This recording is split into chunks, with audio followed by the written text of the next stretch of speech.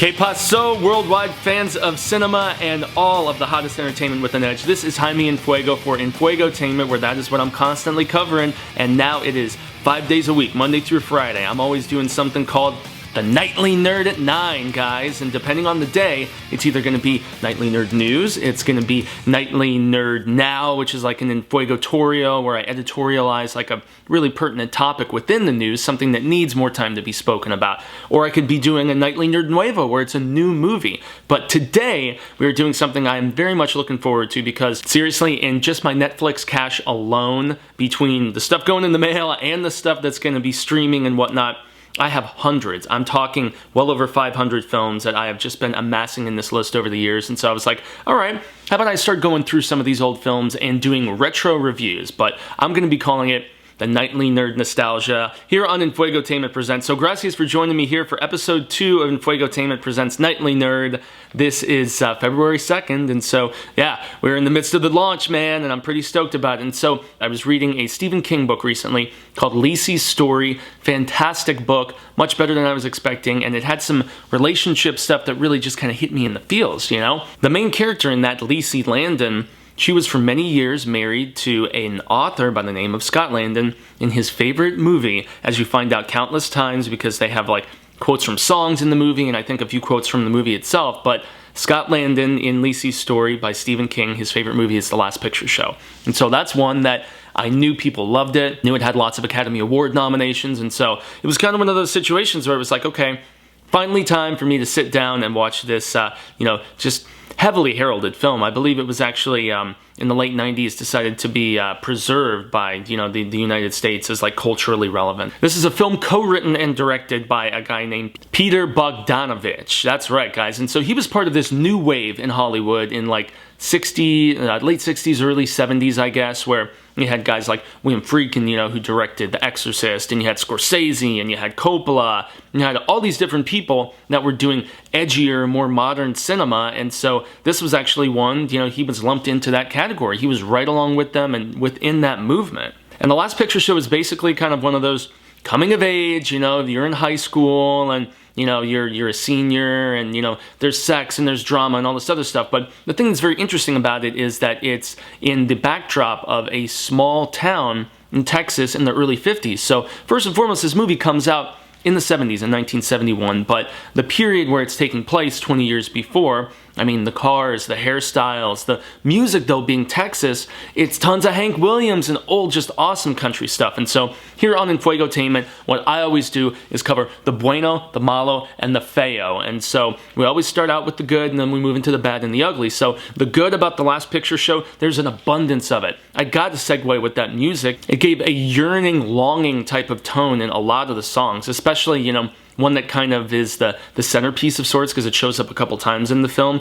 You Don't Love Me Like You Used to Do, and that's by Hank Williams, and that really kind of encompasses the theme of this movie. Small town Texas, and yet it's filmed in black and white. At the behest of Orson Welles, who was the director's house guest at the time, he decided to do it, but it really just personifies the picture so well because many of these characters, if not all of them, are shades of gray, especially relationally. None of them are happy. They're all like, intertwined with somebody either they don't love and looking elsewhere or whatever, and you've got infidelities galore, and this is most definitely an R-rated movie, There's some nakedness, there is some graphic stuff too that we will eventually get to, but it's got some comedy, but it's more so drama. It's a dramedy, You can really see the tie-in to everything from something like Fast Times or Dazed and Confused that had both comedy and some drama as well. This one's more on the dramatic side, so you can see the inspiration from stuff like The Graduate or films that it inspired, like maybe The Ice Storm, later on. And so,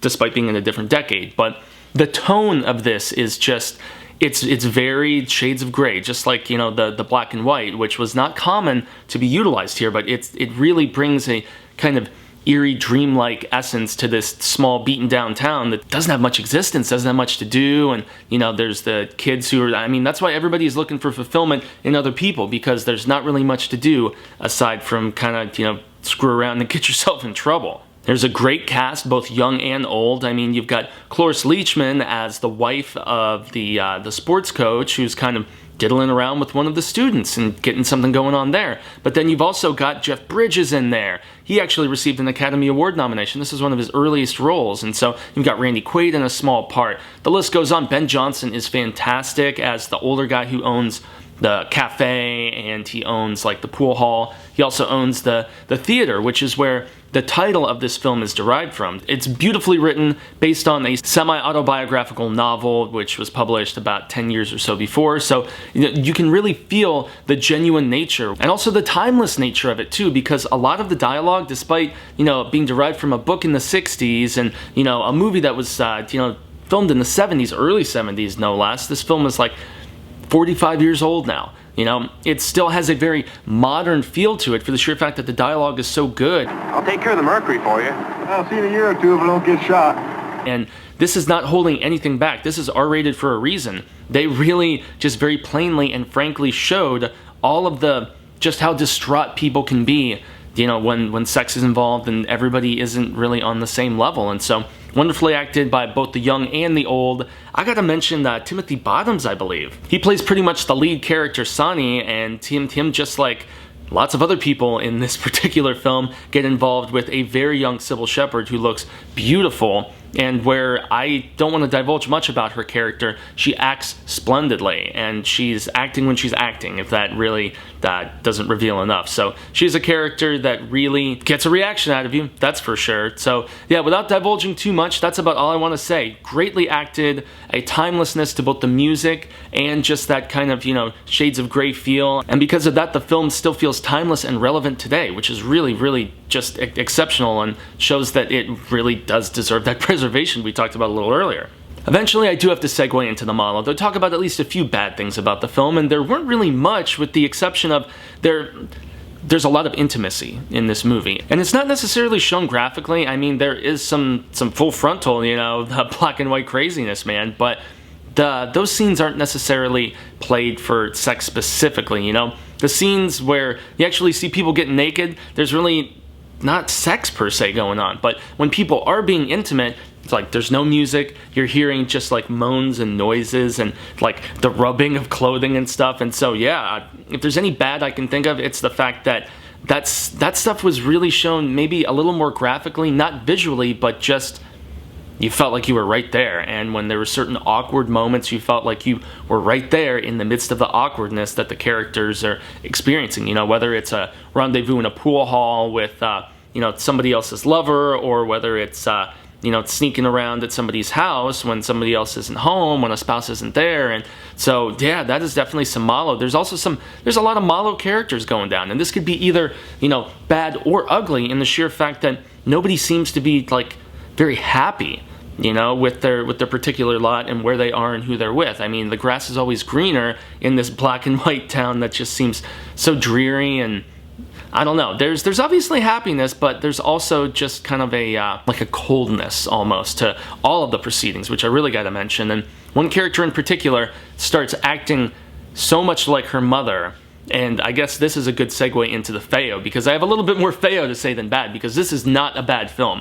This is a fantastically good film, muy bueno, but there's a lot of ugliness to it. It's got some bite, There are comedic elements to this film, but there is a lot of harsh drama, and it's pretty much a good example of life, a good microcosm of it, just encapsulating it, because life isn't all sad, and life isn't all like, I guess puppy dogs and ice cream, to quote Swingers, man. It's a mixed bag of everything, and so that's why I think this type of tone and filmmaking is so effective because of it. The feo is the fact that this film permeates with a cynicism about love and affection and its expiration date. It happens with the characters in the movie. People are jumping back and forth from one to another in a lot of instances, and yet they're never really that happy. And so there's a scene with Ben Johnson halfway through, and this is actually wonderfully ugly use, but ugly effective as far as just really getting a point of longing, remembrance, and bittersweet beauty, which is where the ugliness comes in, because that's kind of tough to swallow. There is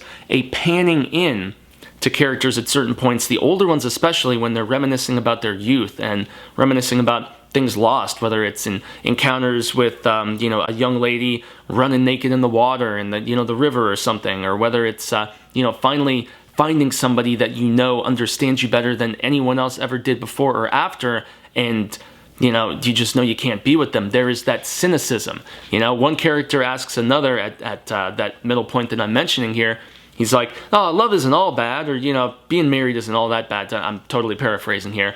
But, and the guy's response, the older gentleman, is, well, about 80% of the time it is. So there is, like I said, there's just a cynical outlook about love. And that's ugly and that's sad, even if it is in a lot of instances, especially in the dreariness of this town.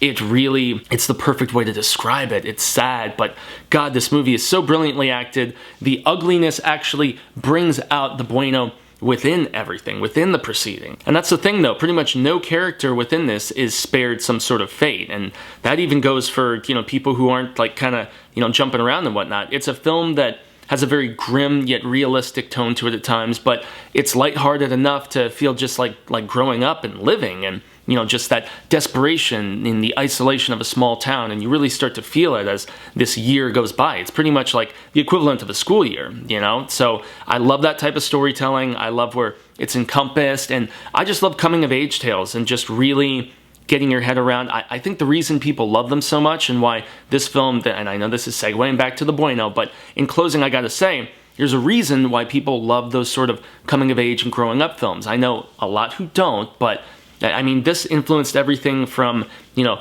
the Can't Hardly Waits and the, to a lesser degree, like American Pies, and I already mentioned, you know, other films like Dazed and Confused and whatnot and Fast Times, and so there's a little bit of that all of us relate to, because we all remember being young to some degree, and that sort of reminiscing does make us feel at least a little bit more alive. So this is a film that will make you feel alive. It will make you think. Damn, The Last Picture Show really, really impressed me, despite having just some ugly realism that I don't think Hollywood had really started doing profoundly until like a few years before this film, you know? It was in the 60s and 70s when film became that much more reflective of the way society really was, you know, in the 50s and beforehand. All those indiscretions that you see bared very boldly in this film, they never would have happened like 15, 20 years before. It just would not have been presented with such frankness and with such honesty. So that's what makes this film great. It is both ugly, it's both feo and bueno at the same time.